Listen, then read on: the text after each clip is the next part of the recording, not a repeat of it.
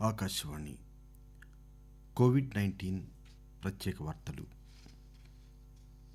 చదువుతున్నది గద్దె దుర్గారావు. కరోనా పేషెంట్లను కంటికి రెప్పలా కాపాడుకుందామని ప్రజాప్రతినిధులంతా కలిసి వారికి అండగా నిలుద్దామని రాష్ట్ర పంచాయతీరాజ్ గ్రామీణాభివృద్ధి గ్రామీణ మంచినీటి సరఫరా శాఖ మంత్రి ఎర్రబెల్లి దయాకర్ రావు అన్నారు. వైరస్ తీవ్రత కూడా తగ్గుతున్నందున సామాజిక దూరం పాటిస్తూ మాస్కులు ధరిస్తూ కరోనాను జయించవచ్చని మంత్రి ధైర్యాన్ని చెప్పారు.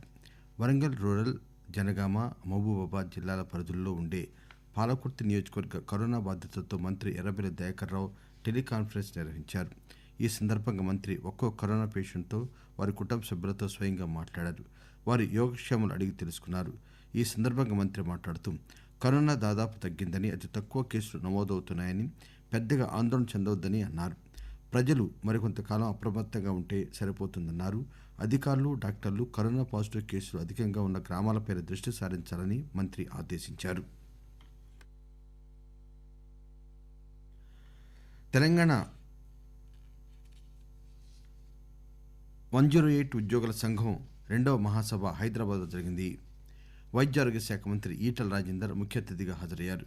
ఈ సందర్భంగా మంత్రి మాట్లాడుతూ 108 ఉద్యోగులు కరోనా సమయంలో ప్రాణాలు పణంగా పెట్టి ప్రజల ప్రాణాలు కాపాడాలని అభినందించారు.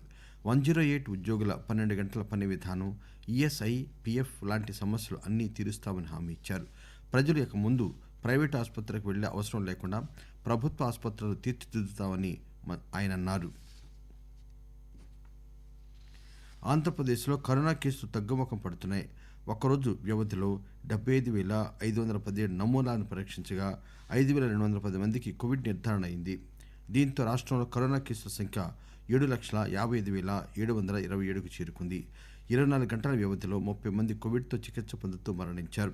ప్రకాశం జిల్లాలో 8 మంది, చిత్తూరు 4, తూర్పుగోదావరి, గుంటూరు, కడప, విశాఖపట్నం జిల్లాలో 3 చొప్పున మృతి చెందగా అనంతపురం, కృష్ణాల్లో 2, శ్రీకాకుళం, పశ్చిమ గోదావరిలో ఒక్కొక్కరు మరణించారు. దీంతో ఇప్పటివరకు కరోనాతో మృతి చెందిన వారి సంఖ్య 6,224కు చేరింది. ఒక్కరోజు వ్యవధిలో 5,509 మంది పూర్తిగా కోలుకోగా ప్రస్తుతం 46,295 యాక్టివ్ కేసులు ఉన్నాయి.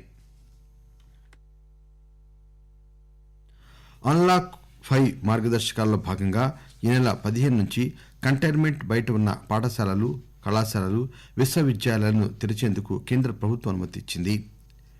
దీనిపై ఆయా రాష్ట్ర ప్రభుత్వాలు నిర్ణయం తీసుకునే వెసులుబాటు ఇచ్చింది. అయితే వెసులుబాటు ఉన్నప్పటికీ చాలా రాష్ట్రాలు మాత్రం పాఠశాలను తిరిగి తెరిచేందుకు వెనుకడుగు వేస్తున్నాయి. ముఖ్యంగా వైరస్ తీవ్రత కొనసాగుతున్న దృష్ట్యా ఆయా రాష్ట్రాలు పాఠశాలలను తెరిచేందుకు విముఖత చూపుతున్నట్టు తెలుస్తోంది. ఇప్పటికే ఢిల్లీ, కర్ణాటక, ఛత్తీస్గఢ్ రాష్ట్రాలు పాఠశాలలు ఇప్పట్లో తెరవడం కష్టమని ప్రకటించాయి. గుజరాత్, మధ్యప్రదేశ్, గోవా రాష్ట్రాలు కూడా ప్రాథమిక తరగతులు దీపావళి లోపు పునఃప్రారంభించడం కష్టమేనని తేల్చాయి. దేశ రాజధాని ఢిల్లీలో అక్టోబర్ 31 వరకు యథాతథ స్థితి కొనసాగిస్తామని నిర్ణయించింది. ఉత్తరప్రదేశ్ రాష్ట్రంలో అక్టోబర్ 19 నుంచి కేవలం 9, 10వ తరగతి విద్యార్థులకు మాత్రమే తరగతులు ప్రారంభిస్తామని ప్రభుత్వం ప్రకటించింది. కర్ణాటకలో పాఠశాలను ఇప్పట్లో తెరిచే పరిస్థితి కనిపించడం లేదు. దేశంలోనే అత్యధికంగా వైరస్ తీవ్రత ఉన్న మహారాష్ట్రలోనూ విద్యాసంస్థలు తెరవడంపై రాష్ట్ర ప్రభుత్వం అచితూచి వ్యవహరిస్తోంది. దీపావళి వరకు పాఠశాలలు మూసే ఉంటాయని స్పష్టం చేసింది. రాష్ట్ర ప్రభుత్వం తదుపరి ఉత్తర్వులు ఇచ్చేంత వరకు విద్యాసంస్థలు మూసే ఉంటాయని ఛత్తీస్గఢ్ ప్రభుత్వం ప్రకటించింది.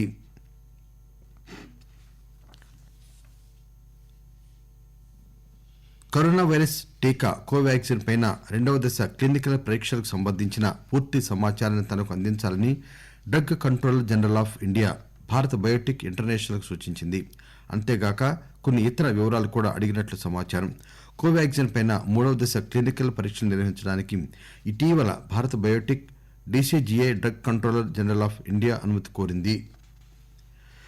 భారత్లో కరోనా నుంచి కోలుకుంటున్న వారి సంఖ్య గణనీయంగా పెరుగుతోంది. మరో 89,154 మంది బాధితులు వైరస్ నుంచి ప్రాణాలతో బయటపడ్డారు. ఫలితంగా రికవరీల సంఖ్య 60,77,976కు చేరింది. రికవరీ రేటు ప్రస్తుతం 86.17% ఉంది. అదే సమయంలో మరణాల రేటు 1.54% చేరుకుంది. కాగా దేశంలో మొత్తం కేసులు